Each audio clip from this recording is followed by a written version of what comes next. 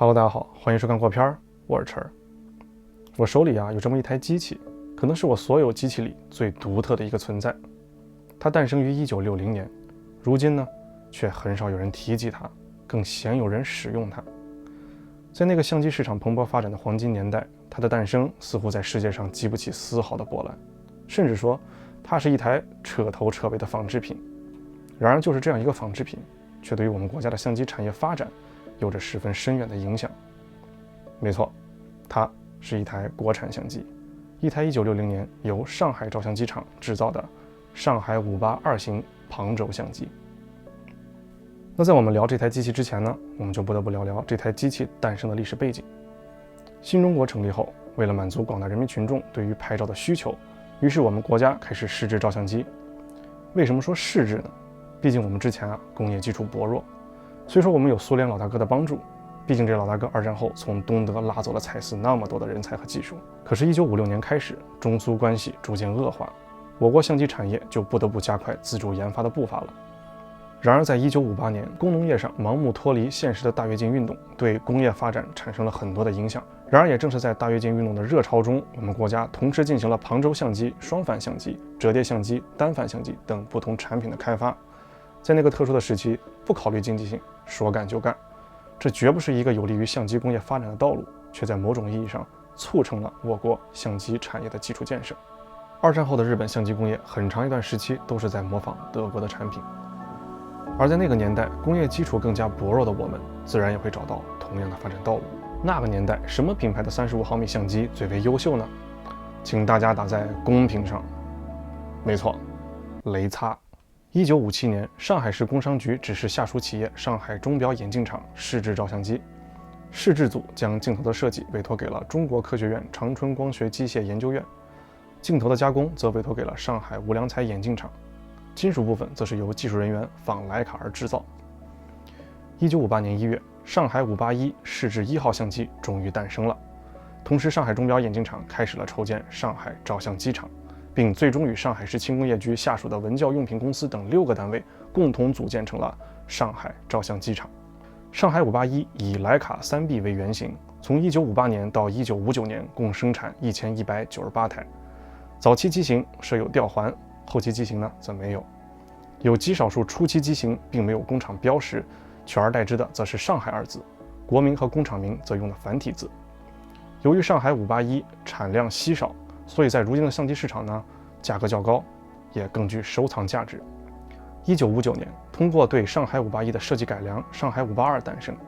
根据上海海鸥相机厂的说法，自上世纪60年代初，这台相机总共生产了约11888台。但是根据星光摄影器材城老师傅的说法，他们分析这产量大约在66000台。那么上海581和上海582作为中国35毫米旁轴相机的这个代表，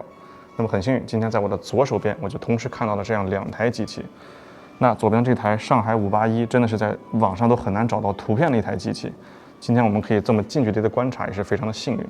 那么我可以看到呢，上海581呢，它当年是仿制的这个徕卡3B 型，也就是我们所熟知的这个巴纳克徕卡，所以它的取景窗呢，和我手中的这台 2F 就非常的像，都是这种双圆，中间是一个方形的这个取景器。那后面的呢，它也是一样，也是这种分离式的取景器，左边呢是黄斑对焦，右边呢是取景框，它是完全照搬了徕卡这个设计。但是呢，在后期型号的这个上海582，它就产生了变化，它就将这个取景器呢做了一个结合，这样的话我们就不需要分开的去对焦和取景了。那么在这取景窗中呢，它就集成了这个黄斑的功能，也就变得十分的方便。这一点呢是上海582它最大的一个升级。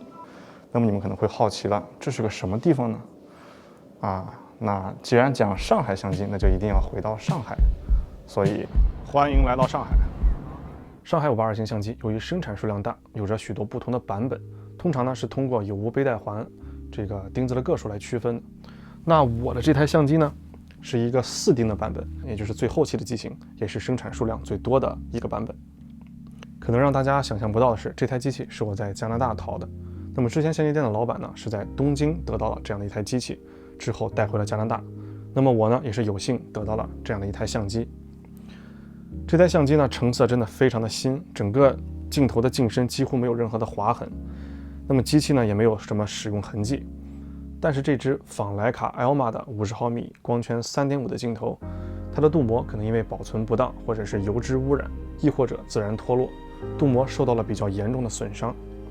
机器的黄斑依然十分的清晰，但是这台机器拿起来确实没有特别扎实的感觉，这一点在过片的时候尤为明显，比较松松垮垮。整台相机的这个回片杆和开舱盖的这个部分都是由中文去标注的。那么在得到这台机器的很长一段时间里，我从未使用过它拍摄任何一卷胶片，甚至每次从盒子里拿出来的时候都是小心翼翼，因为这台机器的收藏意义远大于它的使用意义。这台机器带着它的原装包装以及它的说明书，说明书甚至还有当时质检员的签名，包装盒封口的标签和内部的塑料袋也得到了保存。但是我觉得最值得收藏的是包装里的这样一张发票，发票来自的是吴中市人民公社商店，买方是水电技校，1960年，价格286元。在那个普通人工资不过几十元的年代，这真的算是天价了。所以我们也看到这台机器是由公家所购买的。可为什么这台机器会保存得如此完好，我就不得而知了。如今在网络上搜索关于水电技校的资料也很难查到了，大概是被并入了其他的学校吧。虽说大家都不太建议我使用这样一台相机出去拍摄，但是我依然是这样做了。那么既然要拍摄这台上海582型相机，所以今天我们就来到了上海。当然了，我也是经过了这个14+7的隔离，所以今天可以在外滩走一走。对于我来说呢，非常有意义的一件事情就是，这台60年前生产的上海582型相机，今天终于是得以回到了它的故乡。它之前可能在东京，在加拿大，那么今天终于是不远万里的回到了上海，这个曾经诞生它的地方。所以今天我们就带着这台上海582型相机，在上海的街头走一走，带着这个老伙计看看60年后的上海是一个什么样子。那就让我们出发吧。那么上海经过60年发生了翻天覆地的变化，所以在外滩呢，我就随便取点景，拍一拍这个如今的上海是个什么样子。但是呢，这台相机现在有一点小小的问题，就是我刚才发现呢，它的无线远黄斑是不合焦的，所以说很大概率这一卷呢会有很多这种失焦的情况出现。如果说当我在使用比较大光圈的时候，这可能是一个小问题。而且这个镜头的镀膜，之前我们聊过嘛，它就是有点腐蚀了一样，所以说可能拍这东西呢会有一点点柔化，可能会有这样的一点效果，但是也无所谓，我觉得就拿着它看一看如今的上海是个什么样子。所以我们就开始拍摄吧。那么它的使用呢，其实和之前徕卡3型相机没有什么不同，也是调整光圈，然后上好弦之后在这里调整它的快门速度。OK， 那我就开始拍摄。我靠，这个轴好像片轴没有动啊，我怎么觉得？完了，又要翻车了，感觉啊，有点问题啊，我觉得。我再拍一张。我很严重怀疑这个片轴它没有在过片，我去，完了，可能要翻车了。它是裁成这样，现在它这个片轴它挂不上，因为当然这也不是它原厂的片轴，片轴我不知道为什么我找不到，就很遗憾，所以我拿了一个徕卡我那台2F 上的片轴，它能塞进去，但是它刚才在拍摄的时候呢，总觉得有一点小问题。挂上了，现在开始挂，但是现在这个地方特别紧。能拍就行了，紧就有可能拍到第7、8张的时候就转不动了。能有7、8张，感觉现在这个状态算不错了呀。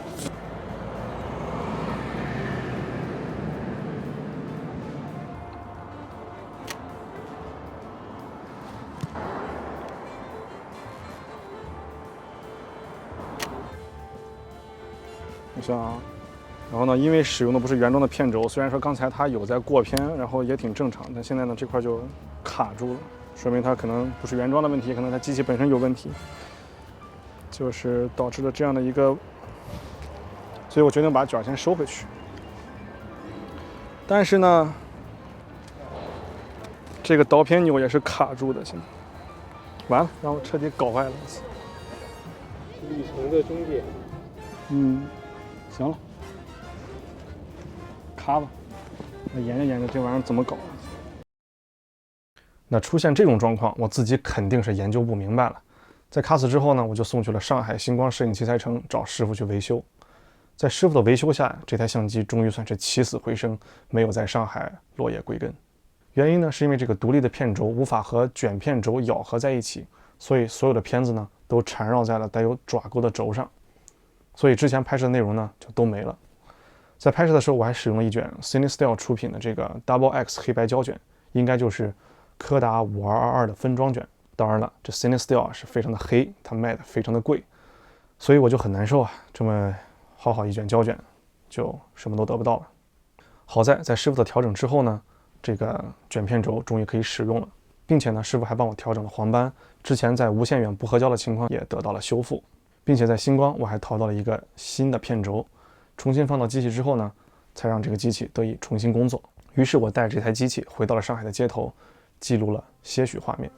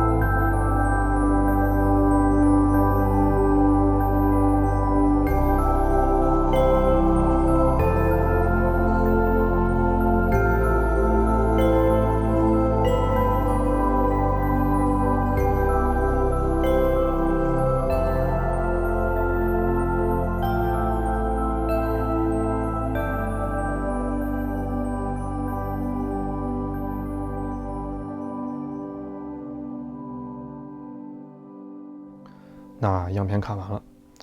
由于镀膜的影响呢，我们可以看到大部分的画面都是那种柔柔的感觉，就如同加了一片白柔滤镜一般。那么对于对焦呢，我也不知道为什么，就是很多的片子都是虚焦的，但是确实有几张片子呢，我非常的喜欢。上海相机呢，并不是一台优秀的相机，甚至有人评价这是一台不符合出厂要求的相机。据说在当年呢，当你购买完这台相机之后，在这人民公社的商店会有一个师傅坐在那儿，你凭你的发票，他会对你的上海相机进行最后一次调整，帮你调整黄斑以及快门速度，然后才交给顾客，让顾客带回家去使用。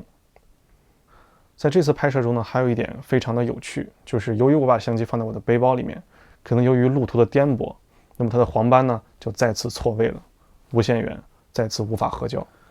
虽说这台相机啊有各种各样的问题，但是我觉得这台相机以及它背后的历史是值得我们收藏的。毕竟它是我国相机历史上最具有里程碑意义的仿制。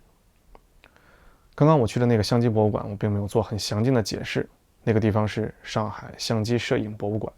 那么这个博物馆呢叫做上海相机摄影博物馆，是个非常有意思的地方。我呢就把地址打到这儿，那么有兴趣的小伙伴一定要来看一看。这个地方呢有很多的藏品，非常的有趣。那么楼下呢也有很多非常奇葩的机型，是一般情况下我们在市面上所见不到的。那我觉得还有最棒的一点就是这个博物馆保留了一条海鸥的生产线，把当年的这些工厂里的设备以及配件呢都比较不能算复原了，直接就是搬过来的。可以看到后面很多这种箱子里摆的配件零件。据说呢有很多台的海鸥4A 相机都是在这条生产线上生产出来的。所以真的是非常的有情怀，而且更好一点是这个博物馆是免费的，免费开放，然后你可以随便预约，或者说你现场来了当场预约也是可以去参观的，非常的不错，一定要来。在这家博物馆，我看到了太多我们曾经相机工业史上的浪漫，那些用地名命名的相机，上海、长江、西湖、珠江、峨眉、长城、紫金山，当然还有我熟悉的青岛。这些存在于那个时期的工业产品，见证了我们国家曾经蓬勃发展的相机制造业。但是随着影像技术的更新迭代，这些品牌逐渐消失在了技术的浪潮当中。上海牌相机如今已经不复存在了，但是我们也看到了许多国产厂商如今在影像市场上的努力，许多产品也真的是令人耳目一新。但路漫漫其修远兮，如果有一天，我是说如果，这些曾经大家耳熟能详的品牌，如果重新出现在市场上的时候，我希望这些回归的 IP 会惊艳我们所有人吧。那感谢您的收看，我们下期再见。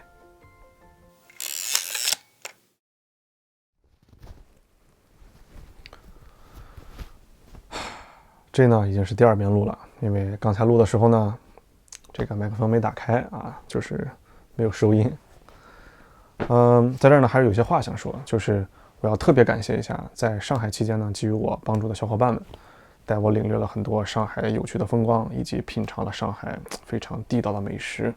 非常的开心。当然了，在这里我要特别感谢一下我的老同学乔准、宋小林，以及同为 B 站 UP 主的石家和同学，对于我拍摄给予了极大的帮助，